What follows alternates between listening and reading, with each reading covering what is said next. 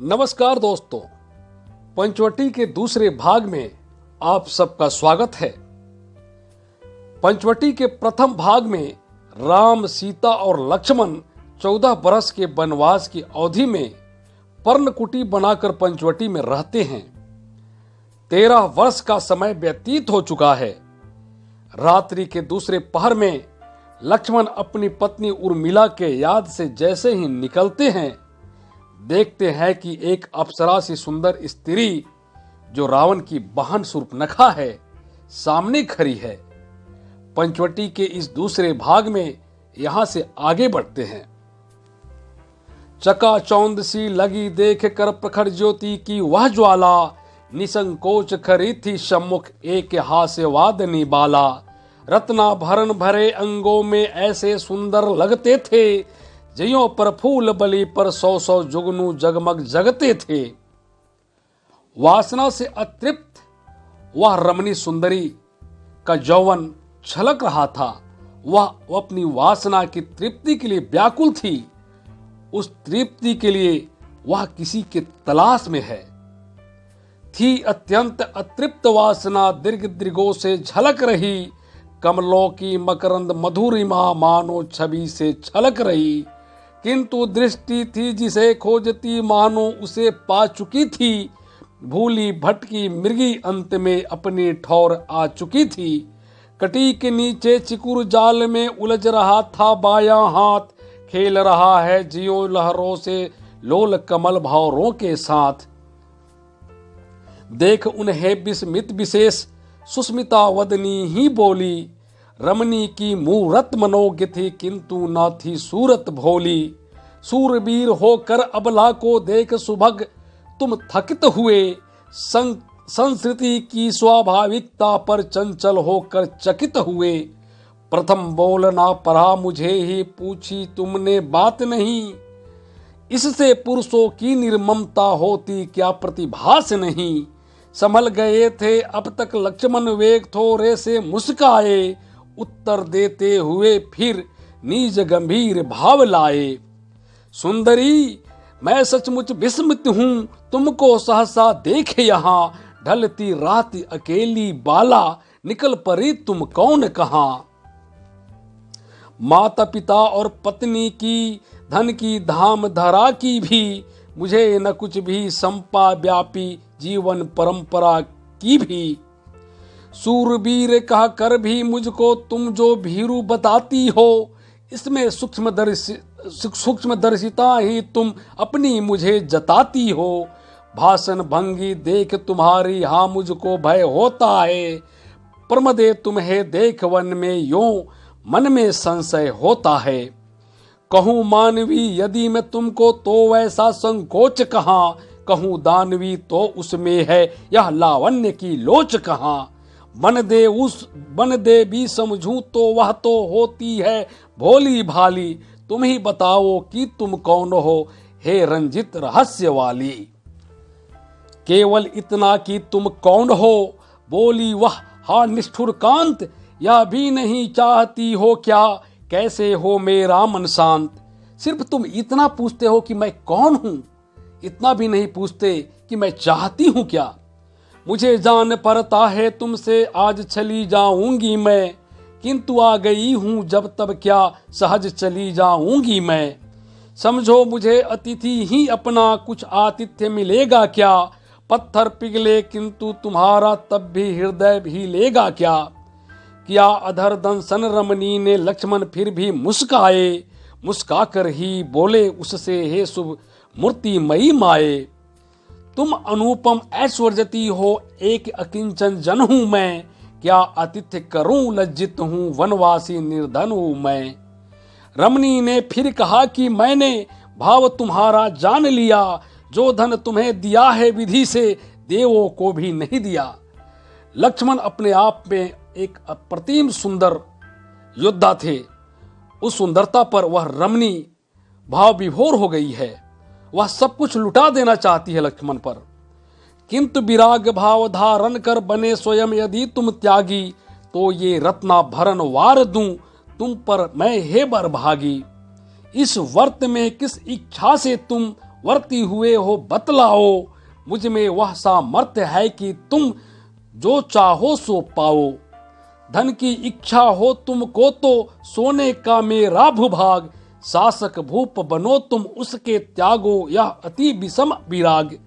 और किसी दुर्जय बैरी से लेना है तुमको प्रतिशोध, तो आज्ञा दो उसे जला दे काला नल सा मेरा क्रोध। प्रेम पिपासु किंतु कांता के, तपस्कूप यदि खनते हो, तो सचमुच ही तुम भोले हो, क्यों मन को यो हनते हो। अरे कौन है वार न देगी जो इस यौवन धन पर प्राण, खाओ इसे न यो ही हा हा, करो यत्न से इसका त्राण। किसी हेतु संसार भरासा देता हो यदि तुमको ग्लानि, तो तब मेरे साथ उसे तुम एक अवसर दो दानी। लक्ष्मण फिर गंभीर हो गए बोले धन्यवाद धन्ये, ललना सुलभ सहानुभूति है निश्चय तुम में निरपकन्ये। साधारण रमणी कर सकती है ऐसे प्रस्ताव कहीं, पर मैं सचमुच सच कहता हूँ कोई मुझे अभाव नहीं। तो फिर क्या निष्काम तपस्या करते हो तुम इस वय में, पर क्या पाप न होगा तुमको आश्रम के धर्म क्षय में। वृक्ष लगाने की ही इच्छा कितने ही जन रखते हैं, पर उनमें जो फल लगते हैं क्या वे उन्हें न चखते हैं। लक्ष्मण अब हंस पड़े और यों कहने लगे दुहाई है, सेंत मेत की तापस पदवी मैंने तुमसे पाई है। यो ही यदि तप का फल पाऊं तो मैं उसे न चखूंगा, तुमसे जन के लिए यत्न से उसको रक्षित रखूंगा। हंसी सुंदरी भी फिर बोली यदि वह फल मैं ही होऊं, तो क्या करो बताओ बस अब क्यों अमूल अवसर खोऊं। वह रमणी अपनी यौवन रूपी फल को लक्ष्मण को चखाना चाहती है, लेकिन लक्ष्मण अपने को इस योग्य नहीं समझते। वे कहते हैं कि मैं तुम्हारे लिए योग्य वर की तलाश करूंगा, मैं तुम्हारे योग्य नहीं हूं। तो मैं योग्य पात्र खोजूंगा सहज, परंतु नहीं यह काम, मैंने खोज लिया है उसको यद्यपि नहीं जानती नाम। फिर भी वह मेरे समक्ष है। चौके लक्ष्मण बोले कौन, केवल तुम कहकर रमणी भी हुई तनिक लज्जित हो मौन। पाप शांत हो कि मैं विवाहित हूँ बाले, पर क्या पुरुष नहीं होते दो दो दाराओं वाले। रमणी कहती है विवाहित होते हुए क्या इस जन्म में पुरुष दो दो पत्नियां नहीं रखते, तुम इतना चिंता क्यों करते हो। नर कृत शास्त्रों के सब बंधन है नारी को ही लेकर, अपने लिए सभी सुविधाएं पहले ही कर बैठे नर। तो नारिया शास्त्र रचना कर क्या बहुपति का करे विधान, पर उसके सतित्व गौरव का करते हैं नर ही गुणगान। बहु विवाह विभ्राट क्या कहूँ, भद्रे मुझको क्षमा करो। तुम कुशला हो किसी कृति को करो कहीं कृत्य करो। पर किस मन से वरू किसी को, वह तो तुमसे हरा गया। चोरी का अपराध और भी लो यह मुझ पर धरा गया। झूठा प्रश्न किया प्रमदा ने और कहा मेरा मन हाय, निकल गया है मेरे कर से होकर विवश विकल निरुपाय। कर सकते हो तुम की चंद्र का कौन दोष जो ठगा चकोर, किंतु कालाधर ने डाला है किरण जाल क्यों उसकी ओर। दीप्त दिखाता यदि न दीप तो जलता कैसे कूद पतंग, वाद्य मुग्ध करके ही फिर क्या व्याध पकड़ता नहीं कुरंग। लेकर इतना रूप कहो तुम दीख परे क्यों मुझे छली, चले प्रभात वात फिर भी क्या खिले ना कोमल कमल कली। कहने लगे सुलक्षण लक्ष्मण हे विलक्षणे ठहरो तुम, पौनाधीन पताका सीयो जिधर तिधर मत फहरो तुम। लक्ष्मण कहते हैं रमणी तुम जिसकी प्रशंसा कर रही हो, क्या उसके कुल वंश के बारे में थोड़ा ज्ञान है। जिसकी रूप स्तुति करती हो तुम आवेग युक्त इतनी, उसके सील और कुल की भी अवगति है तुझको कितनी। उत्तर देती हुई कामनी बोली अंग शिथिल करके, हे नर यह क्या पूछ रहे हो अब तुम हाय हृदय करके। लक्ष्मण के रूप पर आसक्त कन्या अपनी वासना की आग मिटाने के लिए लक्ष्मण से अनुनय विनय कर रही है।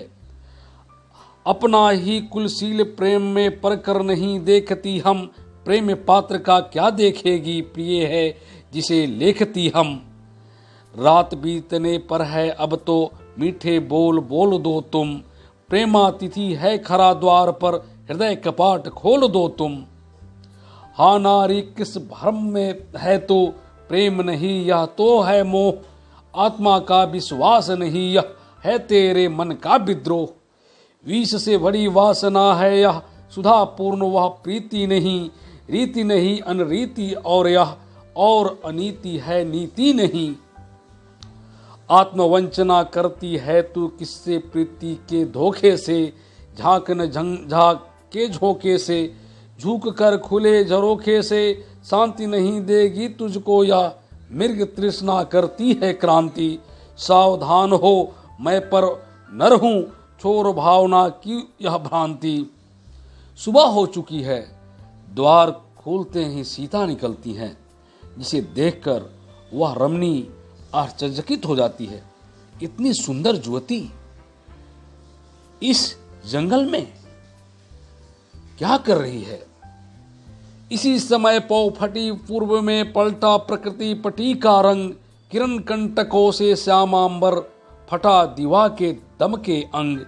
कुछ अरुण सुनहली कुछ कुछ प्राची की अब भूसा थी, पंचवटी की कुटी खोल कर खरी स्वयं क्या ऊषा थी।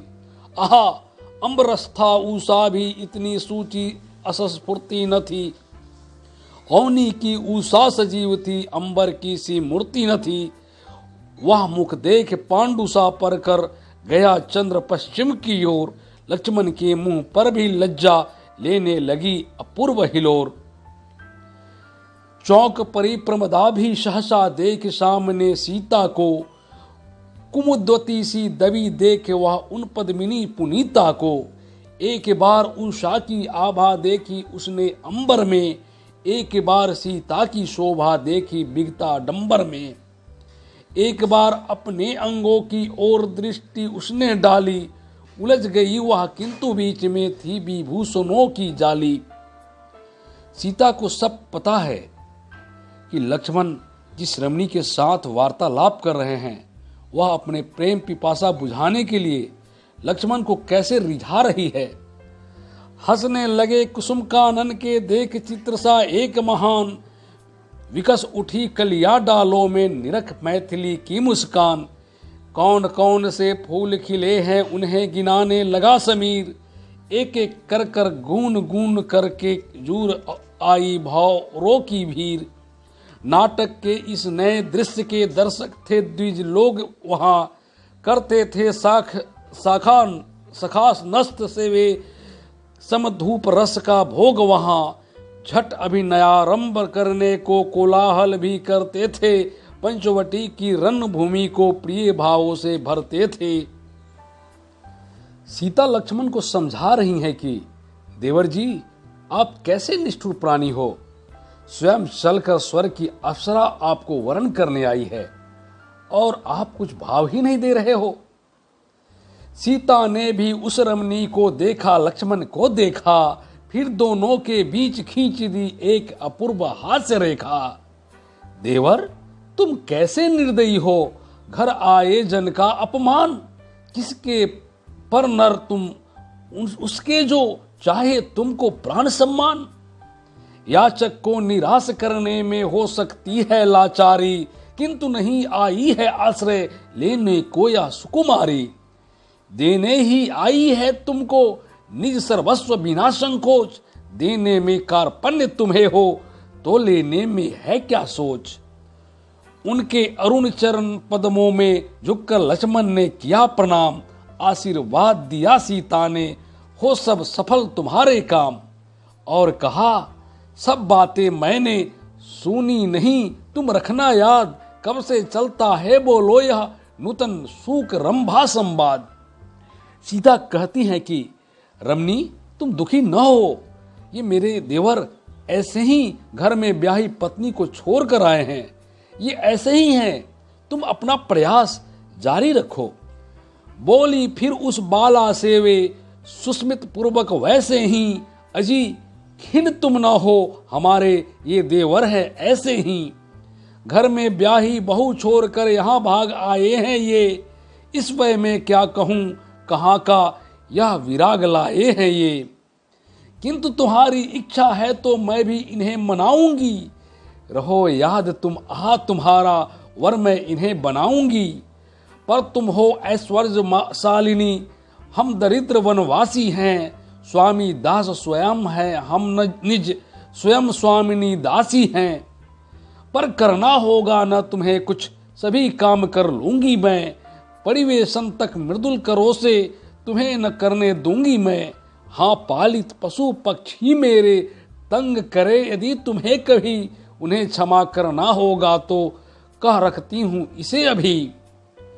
सीता जी उस रमणी से कहती हैं, अगर तुम मेरी देवरानी बनती हो तो यह मेरे लिए अहोभाग्य है, इस वन में एक बहन जो मिल जाएगी। रमणी बोली, रहे तुम्हारा मेरा रोम रोम देवी, कहीं देवरानी यदि अपनी मुझे बना लो तुम देवी। सीता बोली, वन में तुमसी एक बहन यदि पाऊंगी, तो बातें करके ही तुमसे मैं कृतार्थ हो जाऊंगी।